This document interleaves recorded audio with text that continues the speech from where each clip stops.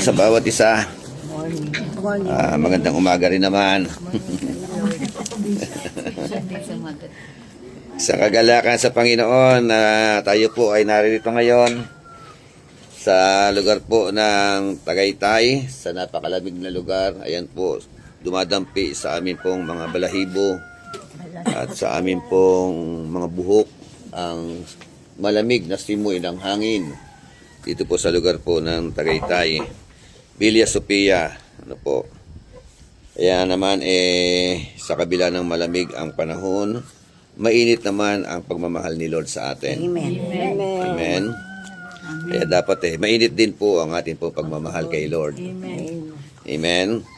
So, ang atin pong devotion text ngayon sa umagang ito, matatagpuan po natin sa aklat po ng Lucas, Kapitulo 9,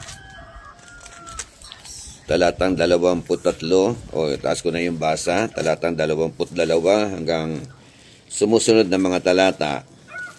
Ito po ang atin pong mababasa. Sinabi pa niya sa kanila, ang anak ng tao'y dapat magdanas ng matinding hirap. Itatakwil siya ng mga pinuno ng bayan, ng mga punong pari, at ng mga tagapagturo ng kautusan. Siya ay papatayin, ngunit sa ikatlong araw ay muli siyang mabubuhay. At sinabi niya sa kanilang lahat, ang sinumang nagnanais sumunod sa akin ay kinakailangang itakwil ang kanyang sarili, pasanin araw-araw ang kanyang krus, at sumunod sa akin. Ang naghahangad na magligtas ng kanyang buhay ay mawawalan nito. Ngunit ang mawala ng kanyang buhay alang-alang sa akin ay magkakamit nito. Ano nga ang mapapala ng tao? Makamtan man niya ang buong daigdig.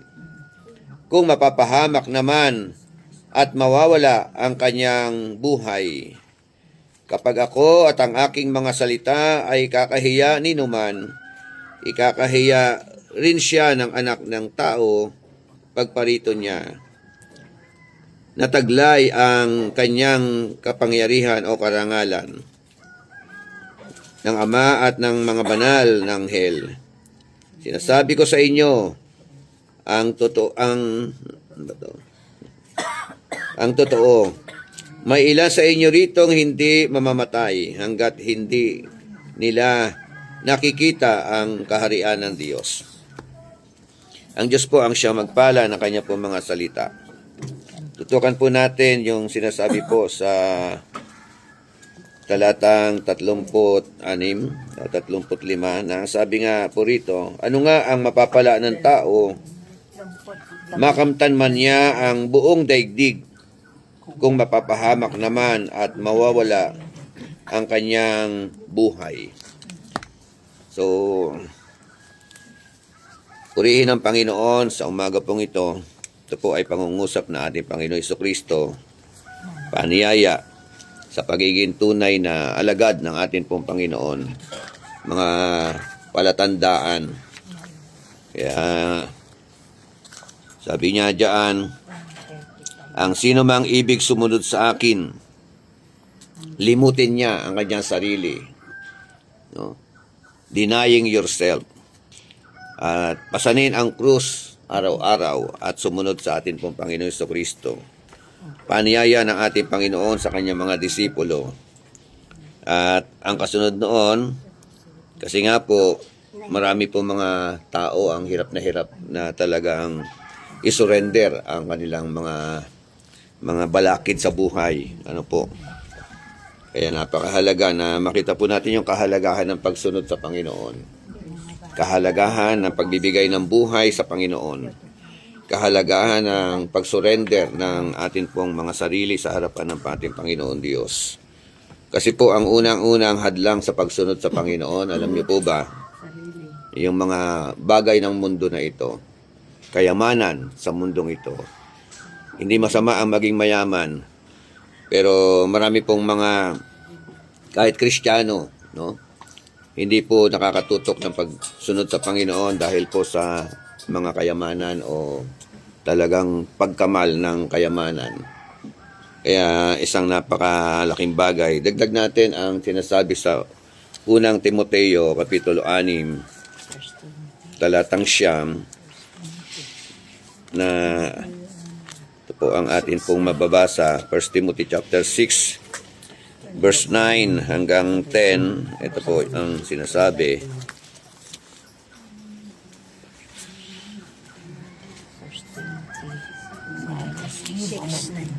Nabasa na ninyo?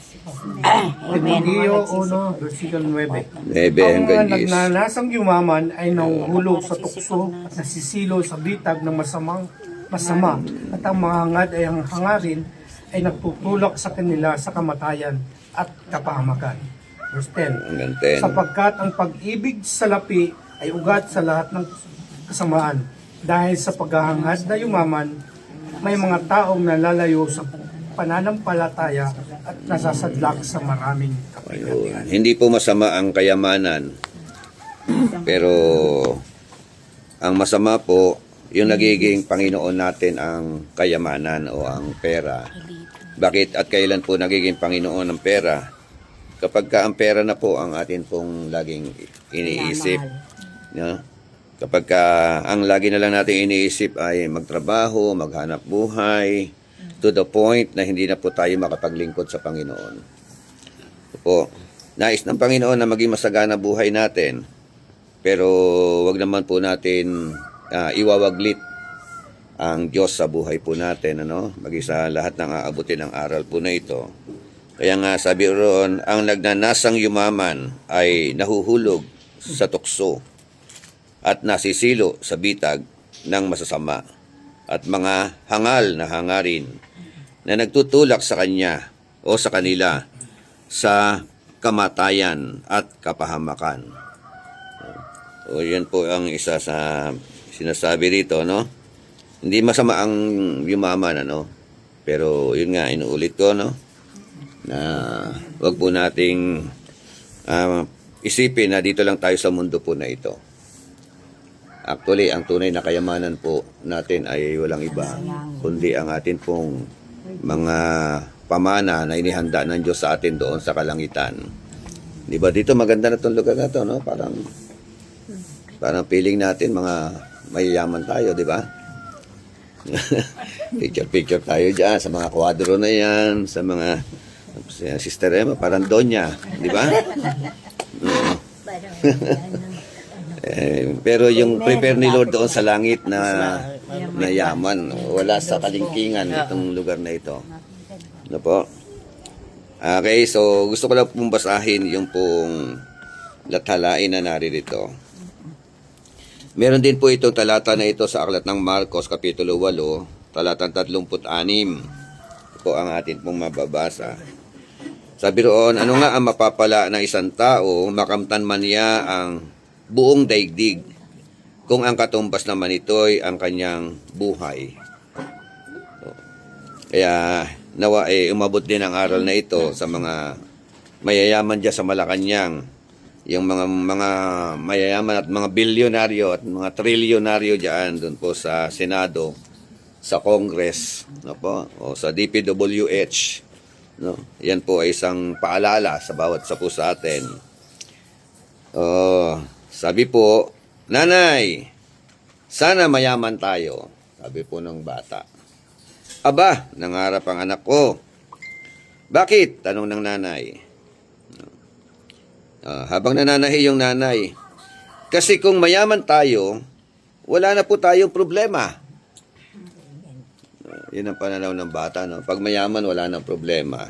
Totoo ba yun? Mas lalo na pag marami kang tinatangkilik, marami kang pinoproblema eh. Diba? Mga asyenda mo. Yung mga sports car mo, diba? So, ano ibig sabihin? Ano ang ibig sabihin ng batang ito? Sabi nga kung mayaman tayo, wala na tayong kakailanganin pa. Ibinaba ng ina ang kanyang tinatahi at hinarap ang anak. Alam mo bang ang lahat ng tao ay may kanya-kanyang problema. Mayaman ka man o mahirap ka man. Kahit po ang pinakamayaman, tanong ng bata. Oo, maaring may bilyong-bilyong salapi ang isang tao. Mabibili niya ang lahat ng gusto niya. Masasarap na pagkain, mamahaling gamit, mamahaling mga damit, at magagarang bahay, at mga luxurious na mga sasakyan. Subalit maaaring may sakit.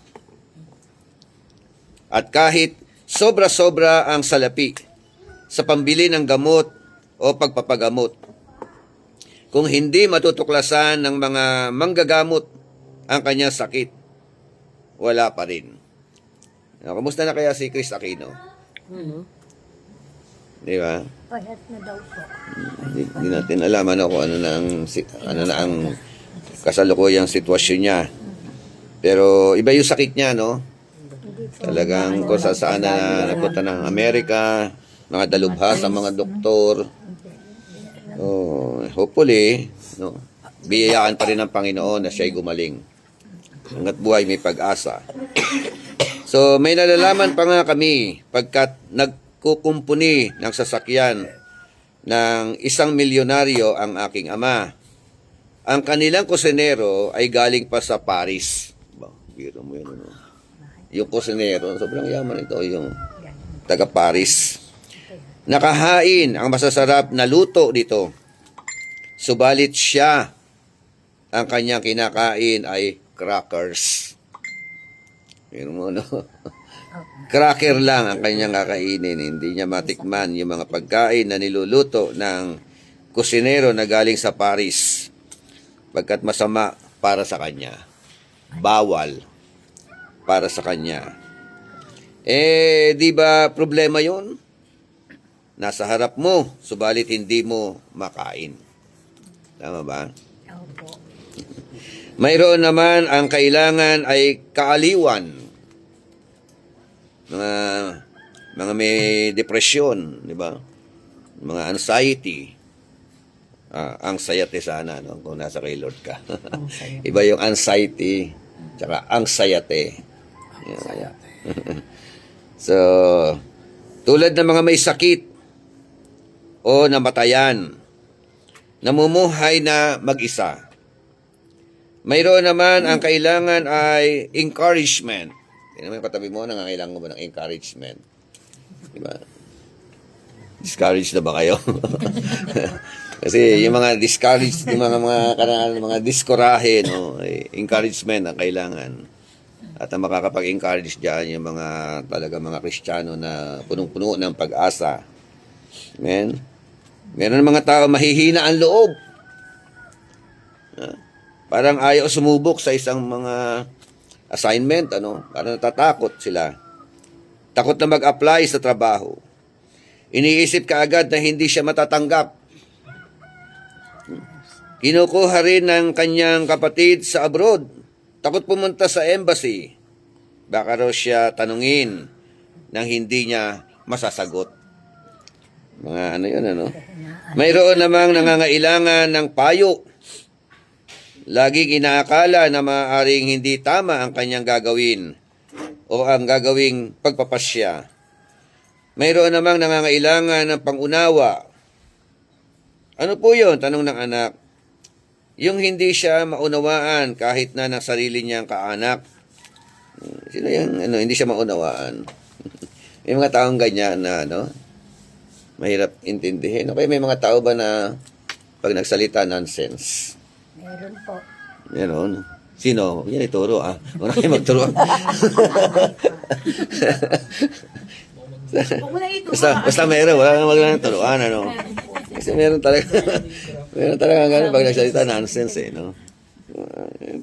So, hanggang magkaroon ng pagkalito, pati mga kausap na nalilito. Di ba? Mayroon naman dahil nagpapakita ng favoritism ang magulang. Ayan nangangailangan ng tinatawag na balikat na iiyakan. Di ba? At meron namang mga sawing palad. Di ba? Na nabasted. Di ba? na naghahanap ng shoulders to cry on. Wala tayong ibang iiyakan kundi ang ating Panginoon Jesucristo. Ano mang uri ng problema yan, siya lamang po ang dapat nating iyakan. Huwag kang iiyak kay kumpare. Okay, kumare, di ba? So, sasabihin niya, kaya natin yan. Di ba? Mapapahamak lang po, lalo mapapariwara ang ating po mga buhay. Sabi niya, lahat pala, halos ng mga tao ay may mga problema. Kayo po, ano mga problema ninyo sa buhay? Masarap matulog.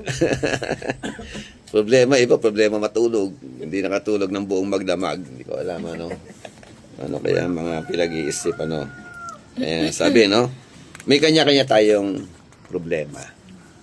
No? Mahirap ka man o mayaman ka man. So, sabi nga, oo naman, iba-iba talaga.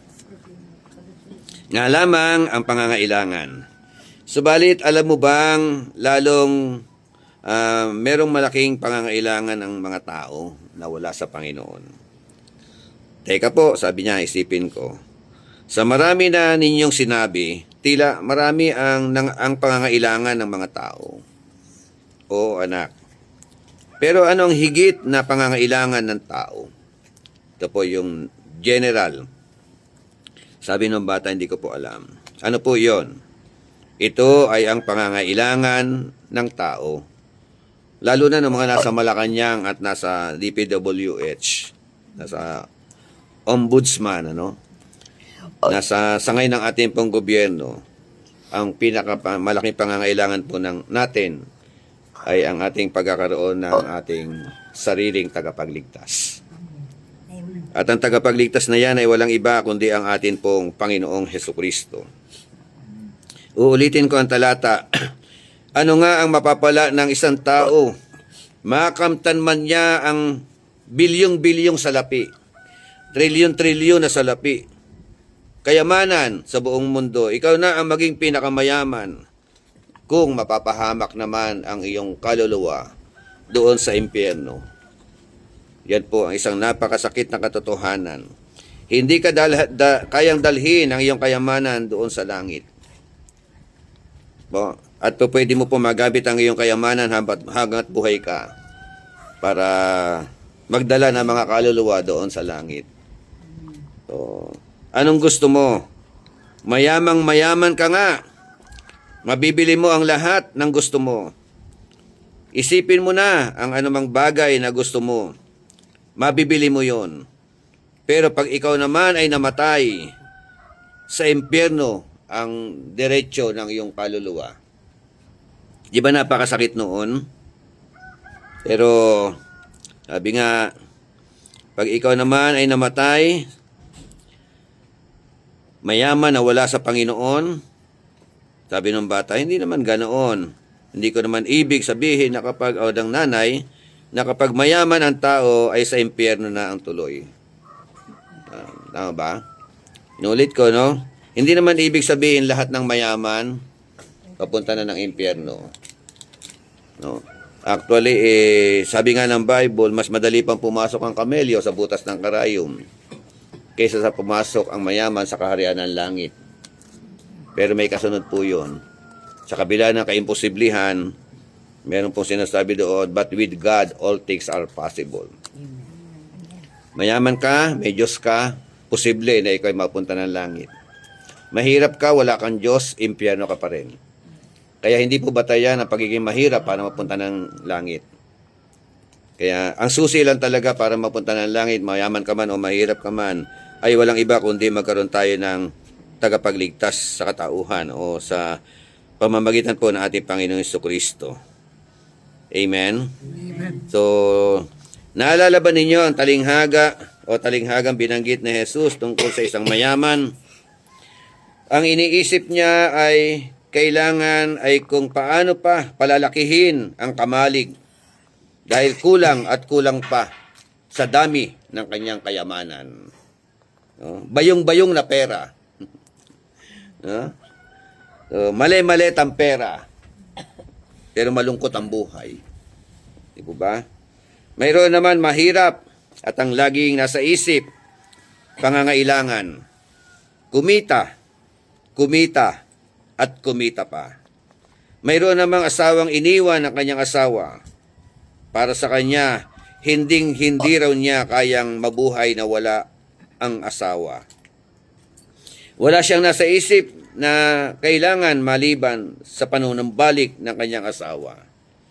At dahil malabo nang bumalik ang kanyang asawa, naiisip niya na lamang na kumuha ng tali at itali ang kanyang leeg at isabit doon sa kisame. Nangangailangan ng ating tagapagligtas. Diba? Bakit? Kasi naging Diyos na niya yung asawa niya. Diba? Pag wala yung asawa, hindi na siya mabubuhay. Yung iba, pag walang pera, hindi mabubuhay. Diba? So, walang mahalagang anuman para sa kanya, kundi ang pera o ang asawa. Iba't iba ang naiisip o iniisip ng tao na kanyang kailangan. Subalit ang totoo at higit na kailangan ng tao ay ang makapagliligtas ng kanyang kaluluwa. Walang iba kundi ang ating pong Panginoong Jesucristo. Ang dami mga mayayaman malulungkot. Hindi porke nasa Forbes ka, nasa Millionaires Village ka. Kala mo masasaya yung mga yan? Dami dyan malulungkot. Dami dyan wasak ang buhay. Ang dami dyan wasak ang relasyon sa loob ng kanilang pamilya. So, ano kung nasa iyo na ang kayamanan ng mundo? Ano kung may natatangi kang kalusugan? Ano kung natamo mo ang katanyagan? Ano kung minahal ka na man ng todo-todo ng iyong asawa? Ano kung ang lahat ng tao o lahat ng ito ay mapa sa iyo? Lahat ng bagay sa mundo ay nasa iyo na. Subalit ang lahat ng ito ay hanggang dito lamang. Dito po sa lupa. Bakit ang hindi mo bigyan ng pansin ay ang higit na pangangailangan ang tagapagligtas ng iyong kaluluwa? Pagkakaroon ng maayos na relasyon sa Kanya. Pagbibigay ng prioridad sa ating pong tagapagligtas. Na sabi nga mapaglingkuran natin ang Panginoon sa nalalabing mga buhay natin. Mapasaya natin ang Diyos. Magawa natin ay pinagagawa ng Panginoon habang tayo po ay mga nangabubuhay pa. Hindi natin alam kung hanggang kailan tayo dito lalagi sa mundo na ito. Matanda na tayo. May mga edad na tayo. Pero nawa maging prinsipyo natin hanggat nabubuhay tayo. Mapasaya natin ang Diyos na nagligtas sa atin. Mapaligaya natin ang Diyos na nagmahal sa atin. Ang Diyos na nagpatawad sa atin. Ang naghugot sa atin mula sa lusak ng kasalanan. Ang bumago ng buhay natin. Siya yung ating intindihin. Samantalang ito ang pangwalang hanggan. At kung hindi patinanggap ng mga nanonood diyan ng ating Panginoon, ang katapusan po ng tao na walang Kristo pag namatay, kahit mayaman ka, impyerno po ang kababagsakan. Kaya, mga kaibigan, ito po ang pinakamahalaga sa buhay. Ang buhay na narito po tayo sa mundo na ito, meron po tayong katiyakan ng buhay na walang hanggan. At ang buhay na walang hanggan na yan ay makakamtan lamang natin sa pamamagitan ng ating Panginoon Jesucristo. At tayo po mga mananampalataya, lubusan na po nating isuko ang ating po mga sarili sa harapan ng ating Panginoon. Upang habang nabubuhay po tayo, maranasan po natin ang buhay na punong-puno ng kagalakan at punong-puno ng kasiyahan, punong-puno ng katagumpayan. Pagpalain po ng Panginoon ang kanyang mga salita sa atin pong kalagitnaan. Tayo pong lahat ay patuloy na yumuko at patuloy na manalangin. Sister Jing, pwede bang close mo sa prayer?